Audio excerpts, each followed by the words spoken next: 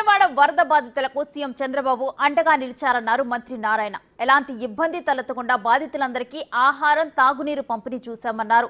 ఇప్పటి వరకు 77,000 విద్యుత్ కనెక్షన్లు పునరుద్ధరించామని, బుడమేరులో ఆక్రమణలు తొలగించేందుకు చర్యలు తీసుకుంటున్నామన్నారు. త్వరలోనే ఆపరేషన్ బుడమేరు చేపడతామని సీఎం చెప్పినట్లుగా తెలిపారు. ఈ వరద డిఫరెంట్, మిగతా వరదలు డిఫరెంట్.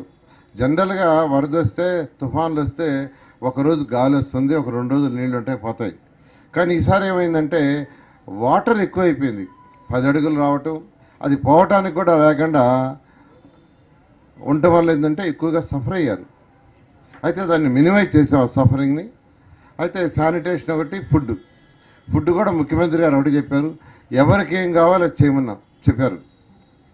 దానికి గుంటూరు నుంచి, నెల్లూరు నుంచి, ప్రకాశం నుంచి, తర్వాత బాపట్ల, అదేవిధంగా ఈస్ట్ గోదావరి, వెస్ట్ గోదావరి, ఇలా అన్ని, అంటే కృష్ణాకి చుట్టుపక్కల ఉన్న అన్ని దగ్గర అంటే దాదాపు 150-250 కిలోమీటర్ దూరం నుంచి కూడా ఫుడ్ తెప్పించాల్సి వచ్చింది.